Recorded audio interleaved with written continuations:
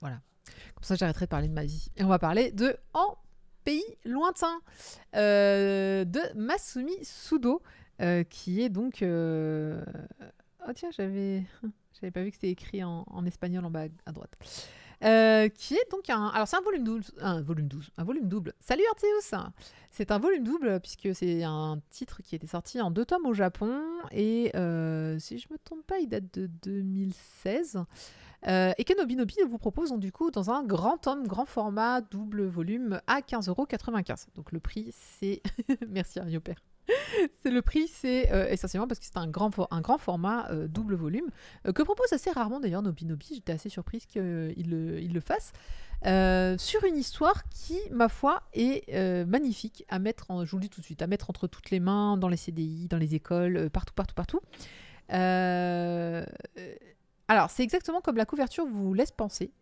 Déjà, ça se passe au Pérou. Alors, on ne nommera pas le pays, mais on peut supposer que c'est le Pérou. Il y a plein de références au Pérou, selon moi. Je me rappelle pas qu'on le précise à un moment, mais c'est pas grave. On est dans les montagnes du Pérou, du coup, pour le coup. Et dans ta wishlist, je vais pas te spoiler. Donc, on est dans un petit village et on va découvrir cette petite fille qui s'appelle Chilo et elle a un pouvoir assez extraordinaire. Les objets lui parlent. Donc, ça tombe bien parce qu'elle vit avec sa grand-mère, sa mémé, qui est toute petite, toute pipi, hop là. Attendez, je vais vous la montrer. Et donc, elle est muette. Là, on la voit là. Voilà.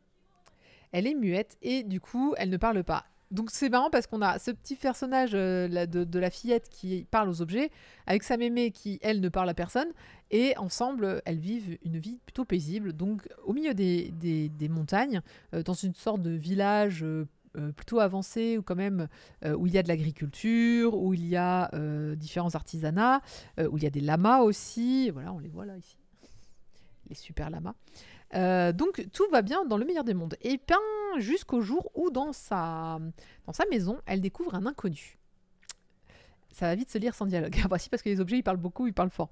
Il y a un étranger en fait dans sa maison, qui est dans la grange qui est juste au-dessus. Et c'est un vieux monsieur. Enfin, en tout cas, il n'a pas l'air très très jeune. Il a l'air d'avoir au moins la soixantaine, selon moi, dans le dessin.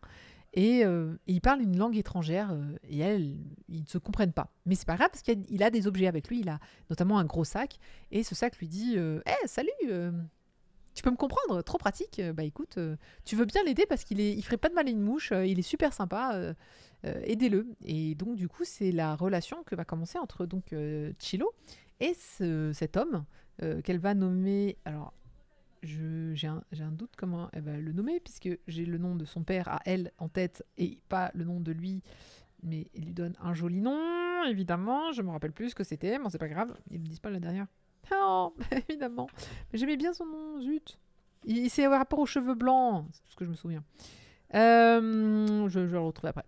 Donc en tout cas, donc elle va donner un nom à cet homme parce que cet homme, il va en fait... Ah ouais, il s'appelait le Platino. Voilà, c'est ça, Platino. Et en gros, Platino, ben, il a perdu la mémoire. Il ne sait plus qui il est. Et donc, il ne peut pas dire d'où il vient. Il peut pas dire... Mais clairement, tu sens que c'est un occidental. Et que, bah, du coup, au Pérou, tu dis comment t'es arrivé là, gros. Parce qu'ils sont au milieu des montagnes tout en haut. Bref. Pas de lavage, je vais me fâcher. Mais si, il y a un là-bas, on a dit. Donc, en gros... Il va commencer à vivre parmi eux, il va les aider dans l'agriculture. Alors, il s'est blessé, il s'est cassé le pied, si je ne me trompe pas. Mais il va quand même les aider, puis il va commencer à apprendre la langue, et puis on commence à communiquer. Et puis de fil en aiguille, on va découvrir l'histoire de cet homme. Et je ne peux pas vous spoiler, donc je ne vais rien dire. Voilà. Tout ce que je peux vous dire, c'est un mélange. Donc comme je l'ai dit, Chilo, déjà, elle sait parler aux objets. Et puis on va se rendre compte que cet homme, il a des objets très occidentaux. Et vraiment, il y a toute une raison pour laquelle il est là. C'est très triste. Voilà, c'est une histoire qui est vraiment triste au final. Très mélancolique aussi. C'est très très empreint d'écologie. Si vous aimez J'ai vraiment du mal sans spoiler, mais en gros, ouais, on va résumer comme ça. Écologie, donc vraiment eu un thème fort sur l'écologie. Bah, on le voit notamment sur le fait que là, on est dans les montagnes du Pérou. Il y a un rapport fort avec la nature, avec les animaux, les hommes enfin les hommes avec un grand H vivent au contact des saisons, de ce qui se passe.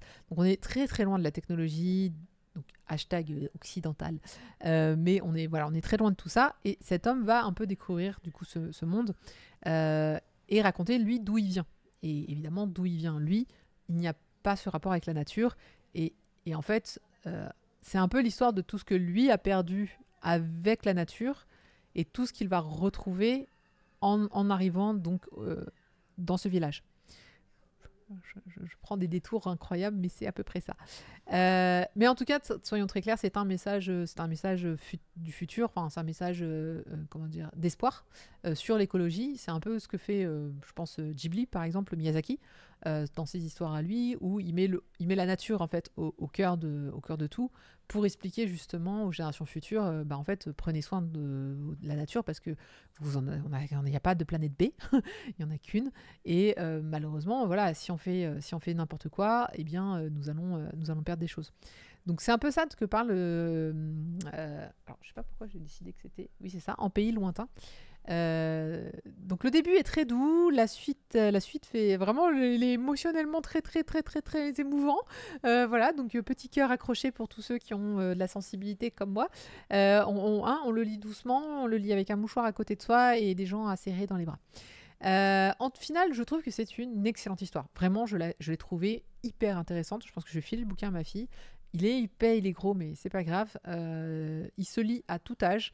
Je pense vraiment que c'est un excellent cadeau de Noël si vous voulez l'offrir à quelqu'un qui ne connaît pas le manga.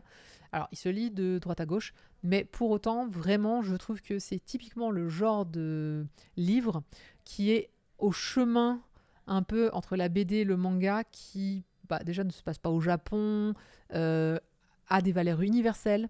En plus, avec cette petite fille qui peut parler aux objets, voilà, il y a une touche quand même assez intéressante en termes de, même pour les enfants, même les plus jeunes. Tous les thèmes sont accessibles pour les enfants, vraiment. Évidemment pour les adultes aussi. Donc si vous cherchez vraiment quelque chose... Coucou Bénin, merci pour l'abonnement. Si vous cherchez quelque chose pour Noël, celui-là, je pense que ça va être ma plus belle recommandation. Et je pense moi-même le glisser sous le sapin de pas mal de gens. Oui, je parle déjà de Noël, je l'ai dit, ça y est, là, on rentre dans la période avant Noël. Au niveau du dessin, c'est un dessin qui est très facile à lire, qui est vraiment un trait d'histoire. Voilà. On est sur quelque chose qui peut se lire vraiment de partout, avec du flashback sans trop de bulles et d'autres avec plus de bulles. On va dire ça comme ça.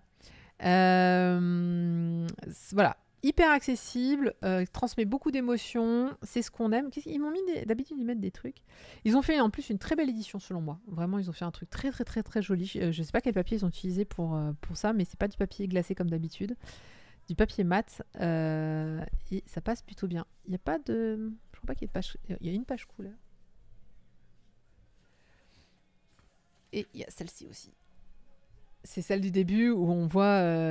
c'est les rideaux qui disent bonjour à Chilo, qui disent ah, t'as oublié de te lever et tout. Voilà. Et donc, le petit village dans lequel va se passer l'histoire.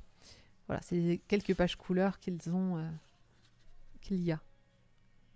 Alors au début, j'ai eu du mal à comprendre. Vous voyez, la bulle, elle est sur le pot. Et j'étais là, je faisais, mais c'est le pot qui parle. Et en fait, oui, c'est le pot. C'est le pot qui parle, qui dit bonjour Chilo, ta mémé va bien. Elle fait oui, mais pourvu qu'elle dorme encore.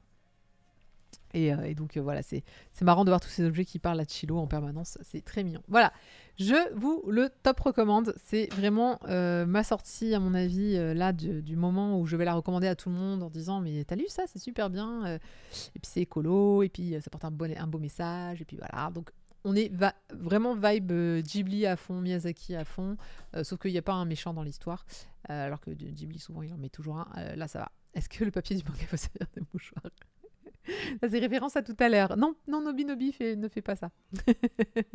Nobinobi, eux, a priori, ça passe bien. La traduction, elle est de Sarah Boivino et le lettrage de Studio Charon. La traduction, c'est pas un nom courant que je vois, mais pourquoi pas. En tout cas, j'ai trouvé que c'était... Je me demande si c'est quelqu'un qui... Bon, je pense pas qu'il y avait une culture dans l'Amérique du Sud parce que il y a pas c'est pas alors c'est mis un petit peu en avant mais on peut pas dire que la culture Amérique du Sud soit c'est pas axé sur cette culture-là. C'est axé sur la nature, sur la relation avec la nature. C'est sorti le 3 septembre et donc évidemment, il n'y aura pas de suite. C'est un one-shot. On va passer à la suite.